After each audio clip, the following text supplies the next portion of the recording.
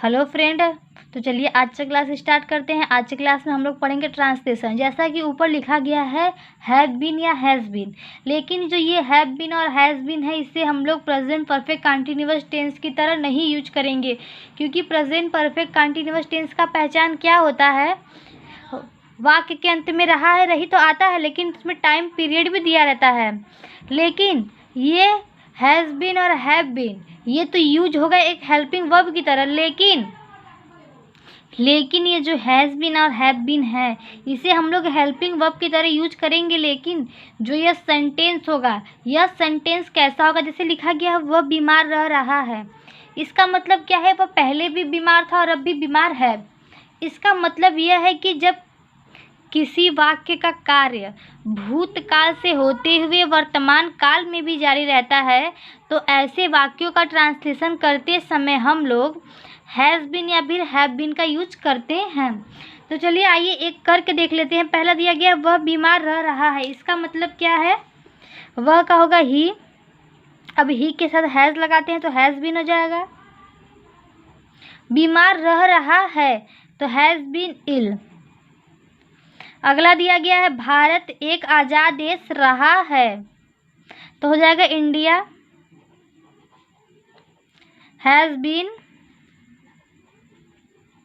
क्योंकि इंडिया है ना, कि ये प्लूरल तो है नहीं सिंगुलर, इसलिए यहाँ पे हैज़ बीन लगेगा। Has been a free country.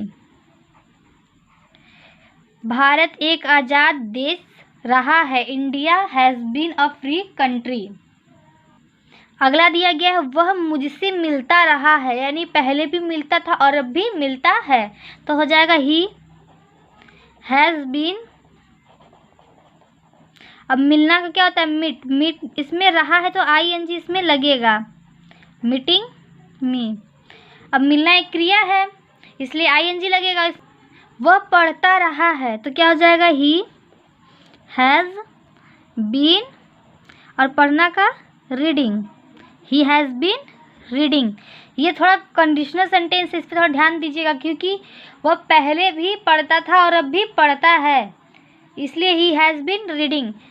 पेड़ ऑक्सीजन देता रहा है, यानी कि पेड़ सदैव ही ऑक्सीजन देता था और देता है भी, तो हो जाएगा tree has been giving oxygen. अब दिया गया है मेरे जेब में 50 रुपये हैं। अब देखिए यहाँ तक तो सेंटेंस वो पहले की तरह क्लोज हो गया। अब मेरे जेब में 50 रुपये हैं, इसका मतलब क्या है कि मेरे पास 50 रुपये हैं, तो क्या हो जाएगा आई, और आई के साथ किसका प्रयोग होता है, हैव का। अब देखिए इसके लिए मेरे जेब में 50 रुपये हैं, यानी कि मेरे पास, और पास के लिए हम लोग हैज़ हैव का प्रयोग करते हैं। ये मैंने पहले एक वीडियो में करवा चुका है, उसे आप लोग देख लीजिएगा। देखो आई हैव इन 50 रुपीज, इन यहाँ पे आई है 50 रुपीज इन माई पॉकेट। आगे दिया गया है मेरे पास एक कलम के अलावा कुछ नहीं है, तो देखिए हो जाएगा आई हैव, कुछ नहीं है तो नथिंग बट, नथिंग एक्सेप्ट। यहाँ पे देखिए ये सेंटेंस अलावा कुछ नहीं है, इसके लिए हम लोग किसका प्रयोग करेंगे, nothing except, sorry nothing except a pen. मेरे पास एक पेन के अलावा कुछ नहीं है, I have nothing except a pen. इस पेन में स्याही होगा, इस पेन में स्याही होगा, इसका मतलब क्या है, दिस पेन, इस पेन में, दिस पेन। अब देखिए होगा में क्या लगता है, विल हैव, ये future perfect, future continuous tense का है।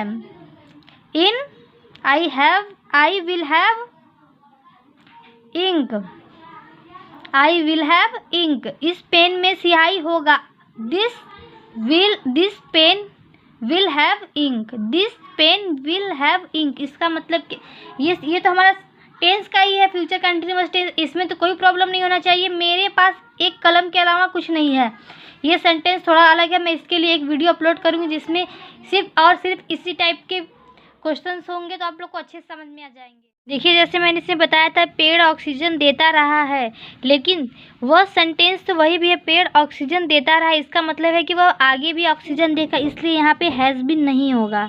इस हैज़ बीन को कट कर लीजिए। ये इसी सेंटेंस की तरह है, लेकिन ट्री गिविंग ऑक्सीजन ही होगा, यहाँ पे हैज़ बीन नहीं लगेगा। और वह पढ़ता रहा है, यहाँ पे आप लोग रीडिंग कर लीजिए या फिर स्टडिंग कर लीजिए।